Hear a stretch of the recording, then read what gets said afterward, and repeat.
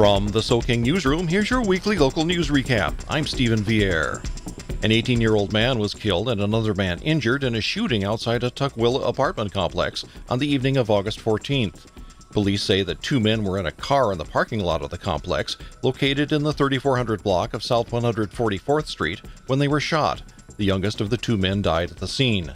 The other victim, a 24-year-old man, was transported to Harborview Medical Center in Seattle with serious injuries. He is expected to survive. According to police, the shooter fled on foot after the incident and is still at large. Officials say that the shooting suspect likely knew his victims. Photos at tukwilabblog.com. Assistant Des Moines City Manager Michael Matthias has been selected by the Des Moines City Council to be the next city manager. This happened after the previously selected candidate, James Nichols of Douglas County, Nevada, unexpectedly withdrew his application just prior to final contract negotiations. No reason has been given for Nichols' withdrawal. In its August 11th executive session, the council approved Matthias 6-1, with councilmember Robbie Back opposed. Back noted that current city manager Tony Piasecki is retiring soon, and he said he thinks Matthias is a good candidate. But he said he felt rushed at the council's action and decided to be the lone no vote. Matthias' new position is contingent upon negotiation of a satisfactory contract with the city and getting that contract approved by lawyers and the city council. Councilmember Dave Kaplan said, "While he was not our first choice, Michael is going to do a good job for the city, and with all of our support, he will be able to carry out the goals we have set out." During the meeting, a citizen asked why the name of the selected applicant is publicly announced before employment negotiations take place. He was told by the city's attorney that it was required under the state's Open Public Meetings Act. More at waterlandblog.com.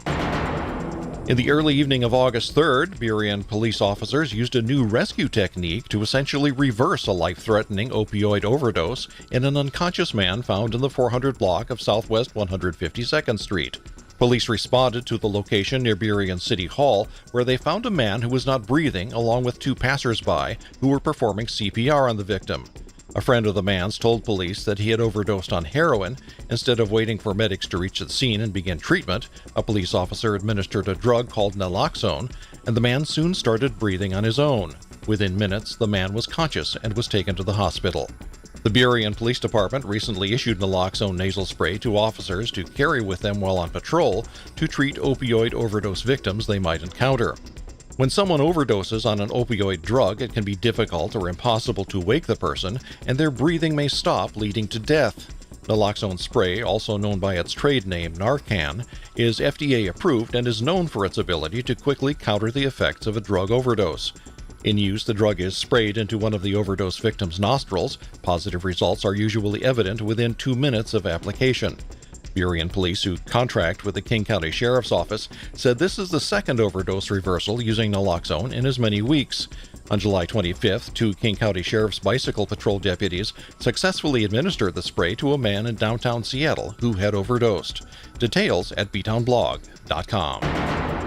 King County's Department of Elections reports that Normandy Park's proposed property tax increase measure, Proposition 1, will pass easily with a 70% yes vote. The proposition required only a simple majority to pass. The levy's passage will allow Normandy Park to maintain police protection and street maintenance at current levels for the next 6 years. The measure's language allows for 4% annual increases to the levied amounts starting in 2018 in order to offset inflation. On Monday, August 8th, a pro-police rally was held at Normandy Park's City Hall Park with over 40 people in attendance, including new Normandy Park Police Chief Dan Yurkowski, who was there to introduce himself to residents. Police Sergeant Morella thanked everyone who campaigned on behalf of the police in support of Proposition 1. Details at normandyparkblog.com. Studies show that kids who play an instrument develop stronger communication abilities, have greater brain development, and have a very high graduation rate. But right now, some kids in the Highline School District won't have that opportunity because they simply don't have an instrument.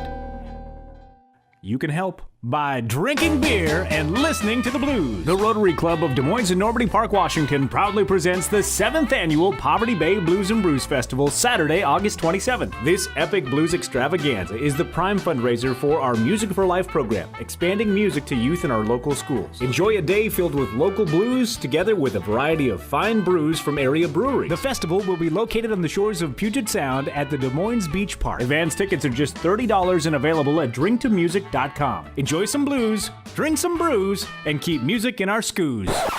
That's schools. The 7th annual Poverty Bay Blues and Brews Fest, Des Moines, Washington, Saturday, August 27th. drinktomusic.com. Time now for The Mayne Problem. Commentary from senior writer Jack Mayne.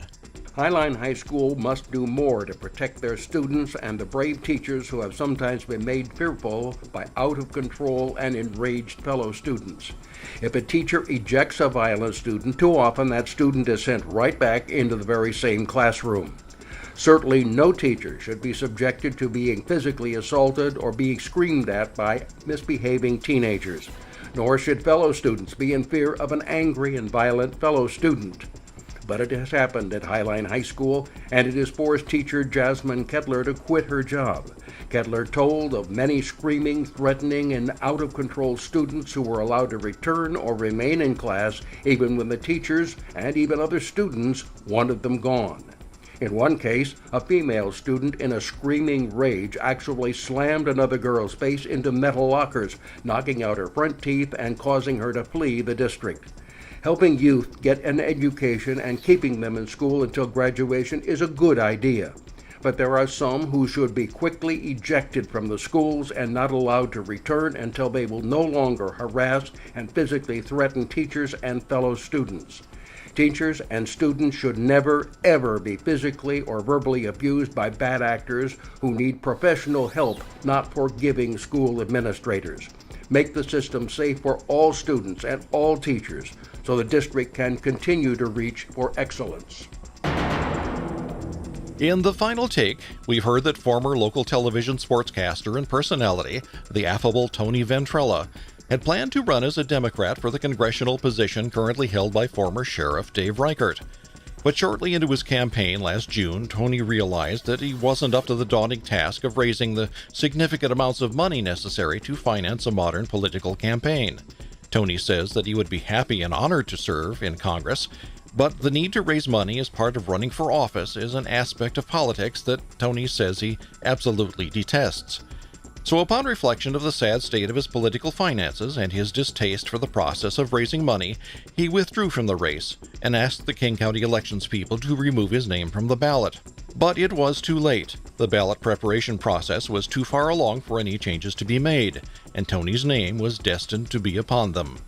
So all that Tony could do was to alert the media and his supporters that he was no longer in the game, even while his name was still on the ballot.